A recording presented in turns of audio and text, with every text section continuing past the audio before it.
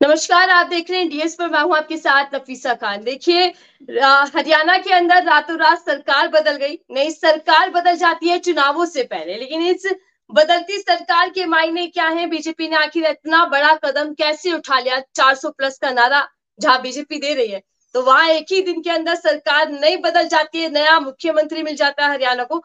तमाम चीजों पर चर्चा करेंगे और चर्चा करने के लिए मेरे साथ गुजरात से जुड़ चुके हैं सागर शाह जी।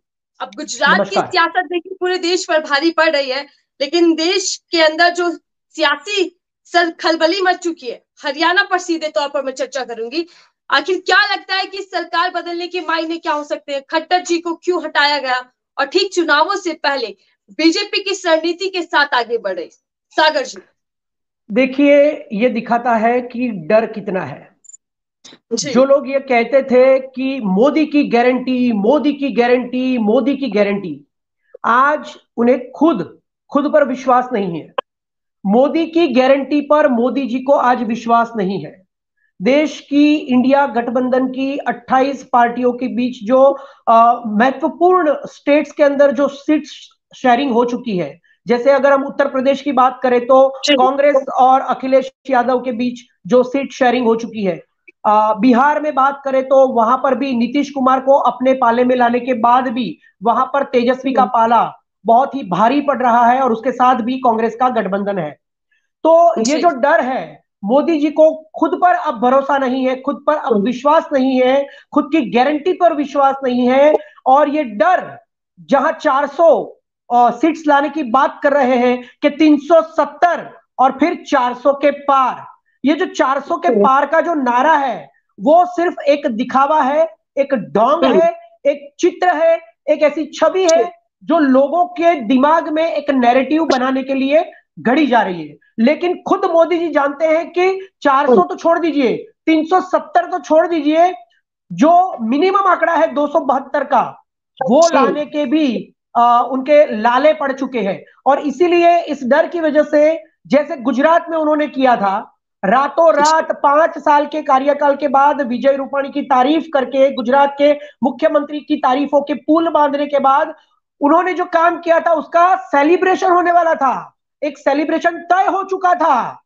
सेलिब्रेशन की घड़ियां गिनी जा रही थी कि कल विजय रूपाणी, गुजरात के मुख्यमंत्री ने 5 साल जो अच्छा काम किया है उसका सेलिब्रेशन होगा। लेकिन रातों रात गुजरात का पूरा मंत्रिमंडल, पूरा कैबिनेट गुजरात का बदल दिया गया। ये बात अलग है कि ये मोदी जी का गढ़ है, यहां से मोदी जी आए हैं, यहां पे पूरा का पूरा गुजरात जो मोदी जी ने कैप्चर कर लिया है 27 सालों में, इसकी वजह से यहां उनको सफलता मिली। लेकिन मोदी जी ये जो गुजरात मॉडल हर जगह पर लॉन्च कर रहे हैं, अलग अलग स्टेट्स के अंदर, लेकिन वहां पर गुजरात नहीं है। गुजरात एक स्टेट है, लेकिन पूरा भारत गुजरात नहीं है। और पूरे भारत में गुजराती लोग नहीं रहते हैं, वहां पर हरियाणा में जाट और नॉन जाट लोगों का जो वर्चस्व है वो गुजरात के लोगों से बिल्कुल ही विपरीत है। तो मोदी जी ये समझ नहीं रहे, लेकिन मोदी जी को यकीन है कि मैं जो करता हूं वो होगा। लेकिन मोदी जी जो भी कार्य करते हैं उसके ऊपर एक करारा तमाचा तो उन्हें हर बार पड़ता ही है। आप इलेक्टोरल बॉन्ड की बात ले लीजिए, इलेक्टोरल जी। बॉन्ड की अब बात ले लीजिए कि जिसे 2018 में लाया गया था। तभी बोला गया था कि ये असंवैधानिक काम है, ये असंवैधानिक नियम है जो आप ला रहे हो, लागू कर रहे हो। लेकिन फिर भी उन्होंने अपनी मनमानी की और उसका परिणाम आज आप देख रहे हो कि देश की सर्वोच्च अदालत के जो चीफ जस्टिस है सीजेआई चंद्रचूड़ सिंह, उन्होंने ऐसा करारा तमाचा मारा है इलेक्टोरल बॉन्ड पर और उसे आज असंवैधानिक घोषित कर दिया है। ऐसी ही हालत गुजरात मॉडल को लेकर जो खट्टर जी को रातों रात हटा दिया गया है, वहां हरियाणा में भी इस बार ऐसा ही होने वाला है। क्योंकि उन्हें पता चल गया है कि इस बार कांग्रेस का जोर ज्यादा है। दीपेंद्र हुड्डा की रैलियों में, सभाओं में पूरा हरियाणा उमड़ घुमड़ कर आज आ रहा है। ये देखकर जो दरी खट्टर लाल के नीचे लगाकर मोदी जी उनके साथ सो रहे थे, वो दरी पूरी खींची हुई उन्हें नजर आ गई। और इसीलिए वो खुद न गिर जाए, इसीलिए उन्होंने रातों रात हरियाणा के मुख्यमंत्री, अपने पुराने दोस्त की दरी खींचकर उन्हें गिरा दिया। ये है जी सर। दरी का जिक्र आपने किया सर, दरी से लेकर बाइक पर पीछे बैठने तक की कहानी यहाँ पर हम सुन रहे हैं। लेकिन ऐसा क्या हुआ अचानक कि वो साथ छूट गया, अचानक सीएम पद से देखिए आपको हटा दिया गया खट्टर साहब को? पीछे की देखिए सब, रणनीति क्या लगती है, क्या डर है हार का? हाँ, हार का डर। आप देखिए कि जब ये जो राज्य में सरकार बनी थी, तब जी। जिनके साथ इन्होंने गठबंधन किया है, जेजेपी जिसकी 11 या 10 सीट है, जिसके जी। साथ इन लोगों ने गठबंधन किया है, वो दुष्यंत चौटाला, वो लोग सबसे पहले तो नरेंद्र मोदी के खिलाफ थे। उनका एक नारा था, अब की बार यमुना पार, यानी कि मोदी सरकार जो है, वो जो यहां है, उन्हें हम यमुना के पार लगा देंगे। लेकिन जी। ऐसे ही लोगों के साथ मोदी जी गठबंधन करते हैं। 90 में से जब 41 सीट्स भारतीय जनता पार्टी को मिली, और उसका जो मिनिमम आंकड़ा है सरकार बनाने का, वो कुछ जी। 45 या 46 है। तो उस आंकड़े को इकट्ठा करने के लिए, उसको जमा करने के लिए मोदी जी ने ऐसे लोगों के साथ गठबंधन किया जो खुद उनके विरोधी थे। और मोदी जी जी। की ये आदत है कि जिनके साथ वो सत्ता के लिए गठबंधन करते हैं, पहले उन्हें वो अपने पाले में लेते हैं, उनके साथ गठबंधन करते हैं, फिर अंदर घुसकर ऐसे पैर फैलाते हैं कि सामने वाले को कहीं का नहीं रखते हैं। आज 10 साल की सरकार के बाद, मनोहर लाल खट्टर की सरकार में, आप मुझे बताइए कि ये जो हरियाणा स्टेट है, उसका कर्जा, जब 10 साल पहले ये मनोहर लाल खट्टर जब मुख्यमंत्री बने, तब सिर्फ 70,000 करोड़ रुपए था। कितना? 70,000 करोड़। आज उस स्टेट का, एक छोटा सा स्टेट है लेकिन प्रोग्रेसिव स्टेट है, लेकिन उसका कर्जा, यानी कि जो डेप्ट होता है, जो हम बोलते हैं कि दिवालिया निकल गया, दिवालिया निकाल दिया, तो ये इस स्टेट को इस मुख्यमंत्री ने 9.5 साल में दिवालिया कर दिया है। आज 3 लाख करोड़ कर्जा 9.5 साल में, और एक स्टेट के अंदर, आप सोचिए। तो मतलब ये मुख्यमंत्री जो है वो कार्यक्षम नहीं है, मतलब कि ये जो मुख्यमंत्री है वो कार्यक्षम नहीं है, वो नॉन परफॉर्म्ड मुख्यमंत्री है, वो भारतीय जनता पार्टी की लायबिलिटी है। मतलब कि ये नरेंद्र मोदी की जिम्मेदारी बन गए थे, लेकिन नरेंद्र मोदी जी ने अपनी पुरानी दोस्ती की वजह से दरी को बिछाए रखा और मुख्यमंत्री को बिठाए रखा। अब देख लीजिए कि 10 साल के अंदर क्या क्या नहीं हुआ वहां पे। सबसे पहले अगर हम परीक्षाओं की बात करें, पर्चों की बात करें, पेपर्स की बात करें, तो 34 अलग अलग प्रकार की नौकरियों की परीक्षाएं वहां पे हुई, और एक भी ऐसा पर्चा नहीं है, एक भी 34 एग्जाम्स में से एक भी ऐसी एग्जाम नहीं है कि जो लीक ना हुई। आप बता दीजिए वहां के जो युवा है उनका भविष्य क्या है। दूसरी बात, वहां पर पुलिस इतनी गैर जिम्मेदाराना काम करती है कि पुलिस की वजह से जो मौतें हुई है, पुलिस की गोलियां लगने की वजह से जो मौतें हुई है, पूरे भारत में हर स्टेट के अंदर जितनी मौतें नहीं हुई, उससे कई ज्यादा मौतें हरियाणा की पुलिस की गोलियों की वजह से, हरियाणा की जो जनता है उसकी हुई। वहां पर किसान आंदोलन, अब देख लीजिए किसान आंदोलन में तो क्या हाल कर दिया किसानों का।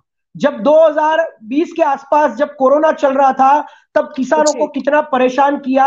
1.5 साल तक, करीबन 400 दिन के आसपास किसानों ने वहां पे अपना डेरा जमाए रखा, और किसानों को इतना परेशान किया, उन्हें कीलें लगा दी, वो अंदर आ ना पाए, उसके लिए उनके ऊपर फव्वारे लगाए गए, न जाने क्या क्या परेशानी उन्हें झेलनी पड़ी, और 700 किसान उस किसान आंदोलन में मारे गए, जिन्हें इन लोगों ने खालिस्तानी आतंकवादी कहा गया इनके द्वारा।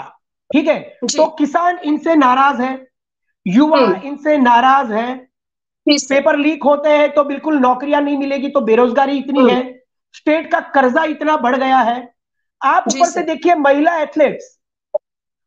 एथलीट्स का भी आंदोलन हुआ था, फिर भी उन्हें संसद में बिठाया, लेकिन एक भी महिला एथलीट्स को इस सरकार ने मदद नहीं की। जब उन्होंने अपने अवार्ड्स वापस किए, तो उनको बोला गया कि तो 15 रुपए में मिलते हैं अवार्ड।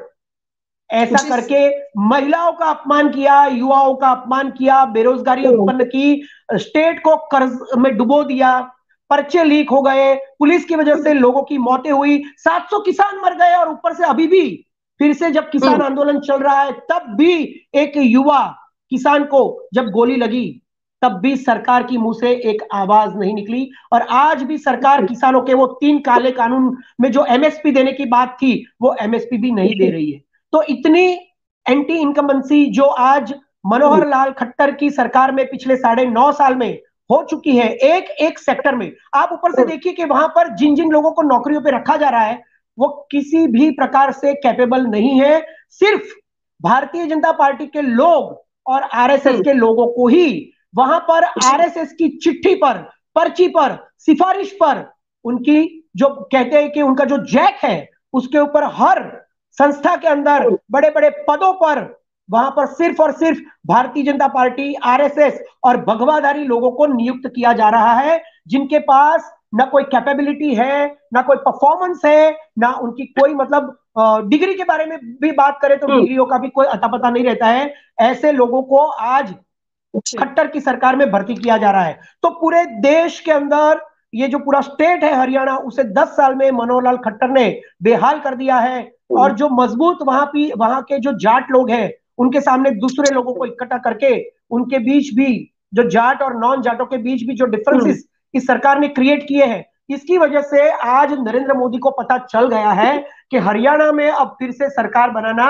मुमकिन नहीं है। तो इसीलिए राजस्थान की तर्ज पर, गुजरात की तर्ज पर, मध्य प्रदेश की तर्ज पर आज नरेंद्र मोदी ने खुद की ही डबल इंजन की सरकार को गिराकर वहां पर एक ऐसा मुख्यमंत्री नियुक्त करने जा रहे हैं जिसका भी कोई अता पता नहीं है, ना उसका कोई कामकाज पता है किसी को, ना नाम पता है किसी को, ना उसकी कोई ऐसी कैपेबिलिटी है। मतलब नरेंद्र मोदी को ऐसे पपेट्स चाहिए, ऐसे नौकर चाहिए, ऐसे गुलाम चाहिए जिसको अगर नरेंद्र मोदी ये कहे कि उठ जाओ तो वो उठ जाए, वो कहे कि बैठ जाओ तो बैठ जाए, वो कहे दिन तो दिन, वो कहे रात तो रात। तो ऐसे गुलाम और पपेट्स, रबर स्टैंप मुख्यमंत्री नरेंद्र मोदी को हर स्टेट में चाहिए।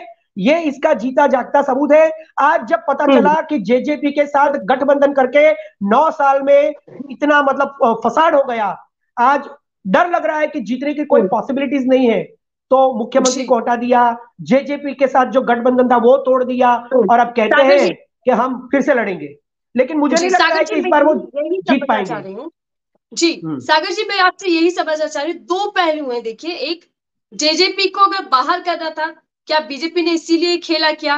और अगर ये खेला मकसद ये था कि जेजेपी को बाहर करना, तो फिर खट्टर साहब को क्यों हटा दिया गया?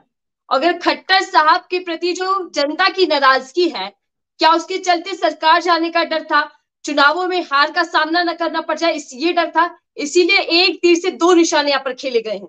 बिल्कुल, देखिए, एक एक सीट पर, लोकसभा की एक एक सीट पर दांव खेला जा रहा है, लोटस ऑपरेशन किया जा रहा है। इस गठबंधन में वहां पर लोकसभा की जो सीट्स है, 10 सीट्स है शायद, तो 10 सीट्स के अंदर 2 या 3 सीट्स जेजेपी की सरकार, मतलब जेजेपी जो उनका गठबंधन है वो लोग मांग रहे थे।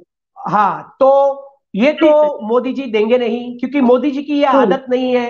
मोदी जी हमेशा दुर्योधन की तरह बोलते हैं कि आना है तो आ जाओ, लेकिन मांगना कुछ नहीं है। अगर मांगोगे तो सुई का जो नाका है, सुई का जो नाका होता है, जो उसकी नोक होती है, उतनी भी जमीन नहीं मिलेगी। तो आप देखिए कि या 2 या 3 सीट्स जब ये जेजेपी का गठबंधन मांग रहा है, और वो भी वो सीट्स मांग रहा है जो सीट्स आज मोदी जी के पास है, ठीक है।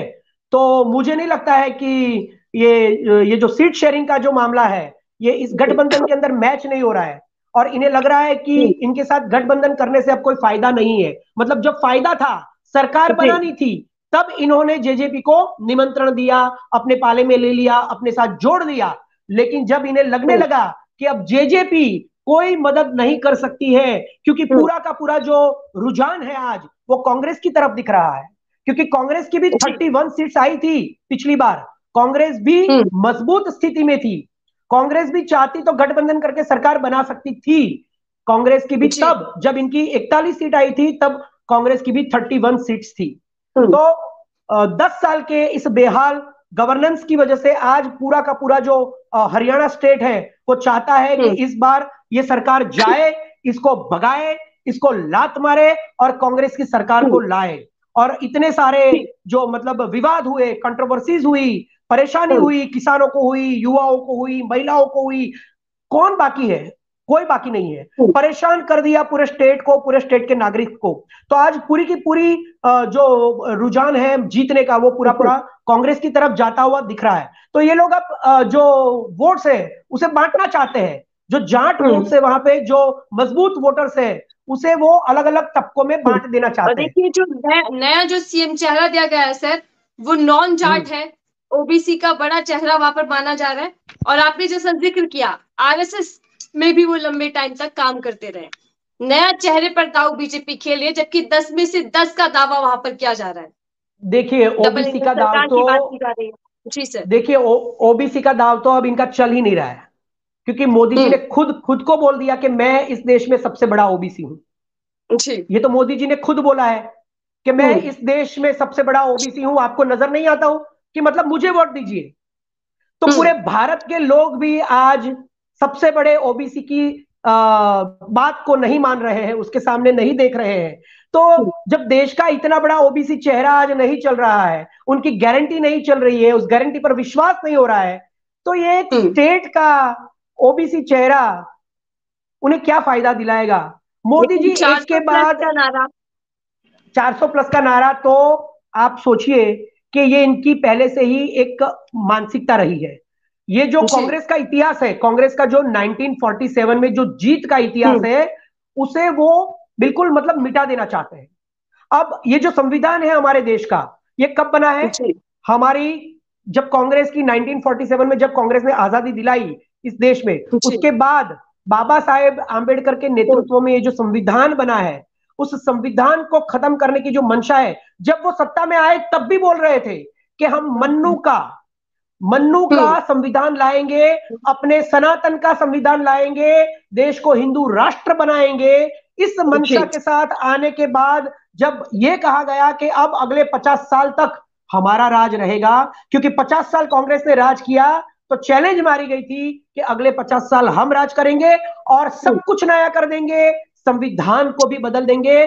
तो ये जो 400 का नारा है, उसके पीछे एक जी। लॉजिक वो लगा रहे हैं कि अगर किसी भी पक्ष को दोनों सभाओं में, दोनों राज्यसभा में और लोकसभा में अगर सबसे ज्यादा सीट्स मिलती है करीबन 400 के आसपास, तो हो सकता है कि इनके पास ऐसे पावर आ जाए कि वो संविधान को बदल सके।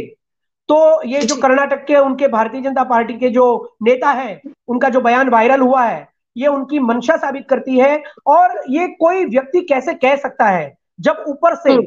टॉप से जब परमिशन होगी, उन्होंने अलाउड किया होगा, जी। तभी ये नेता इतनी बदजबानी से ऐसी बातें बोलते हैं और ये कहते हैं कि हम पूरे देश के संविधान को बदल देंगे। देखिए, तो इनकी जी। मंशा अब देश को पता चल चुकी है। शाह जी, एक और सवाल ले लेते हैं। जिस तरीके से खट्टर साहब को साइड कर दिया गया, किनारे कर दिया गया, क्या लगता है कि अभी कई नाम ऐसे हैं जिसको बीजेपी किनारे कर देगी, ठिकाने लगा दिए जाएंगे चुनावों से पहले? सूत्रों के माध्यम से तो ये पता चलता है कि हम्म। नरेंद्र मोदी का ये स्वभाव है कि नरेंद्र मोदी कभी ये नहीं चाहते कि मुझसे ऊपर कोई उठ जाए, मुझसे आगे कोई जी। चला जाए, मुझसे आगे कोई बढ़ जाए। उसी तर्ज पर उन्होंने अपनी ही हम्म। पार्टी में तोड़फोड़ कर दी है 10 साल के अंदर। और जी। शुरुआत तो आपने देखी कि पिछले विधानसभा में जो 3 स्टेट्स के बड़े बड़े नाम थे, जैसे कि मध्य प्रदेश में एक हम्म। बहुत बड़ा नाम था शिवराज सिंह चौहान का, उनको किनारे जी। पर लगा दिया। छत्तीसगढ़ के अंदर रमन सिंह जो 3 बार के मुख्यमंत्री थे वहां के, हम्म। उनको हाशिए पे ले गए। वसुंधरा राजे का तो पूरा मतलब एकदम वहां पे खौफ है कि अगर ये मुख्यमंत्री बनेगी तो वसुंधरा राजे ही होगी। तो मोदी जी नहीं चाहते हैं कि किसी एक व्यक्ति का प्रभाव भी किसी एक स्टेट में रहे, तो उनको भी हम्म। किनारे पे लगा दिया। गुजरात क्या के तो तीन बिहार और तीन मुख्य महाराष्ट्र? हाँ हाँ, आप सुनिए, गुजरात के तो जी तीन सर। तीन मुख्यमंत्री पहले से पपेट है, चाहे वो हम्म। आनंदीबेन पटेल हो, चाहे वो विजय रूपाणी हो, और अभी के आप गिन लीजिए भूपेंद्र पटेल, वो तो उन्हें पपेट मिल चुके हैं। तो जी। आप देखिए कि ये जो अगले मुख्यमंत्री हैं, ये शायद हम्म। शायद मेरी नजर से, मेरी सोच के हिसाब से मैं सोच रहा हूं कि शायद वो योगी आदित्यनाथ हो सकते हैं, जिनकी हालत जी। भी शायद ये मुख्यमंत्री खट्टर जैसी हो सकती है आने वाले दिनों में। ठीक है। ठीक है सागर जी, बहुत बहुत धन्यवाद हमसे बातचीत करने के लिए। चर्चा कर रहे हैं कि आखिर ये जो प्रयोग किया गया है हरियाणा के अंदर बीजेपी की ओर से, ये प्रयोग कितना लाभदायक रहने वाला है, या नुकसान देगा या फायदा देगा, तो वक्त बताएगा। क्योंकि ऐसे प्रयोग देखिए कई राज्यों में देखने को मिले बीजेपी की ओर से, कहीं हार का सामना करना पड़ा, कहीं जीत का। लेकिन देखना होगा कि चुनावों से पहले जो ये बड़ा कदम बीजेपी की ओर से उठाया गया है, इसके मायने कितने बदलते हैं और क्या आने वाले वक्त में चुनावों का रूपरेखा होने वाली है। लेकिन दूसरी तरफ इलेक्ट्रल बॉन्ड को लेकर जो चर्चाएं बनी हुई है, उसका खुलासा अगर सामने हो जाता है तो उसके बाद बीजेपी की मुश्किलें कितनी बढ़ जाएंगी, और चुनावी चंदा किसको कितना मिला, इसके आंकड़े सामने आने के बाद जनता का रुख क्या होगा? फिलहाल के लिए दीजिए।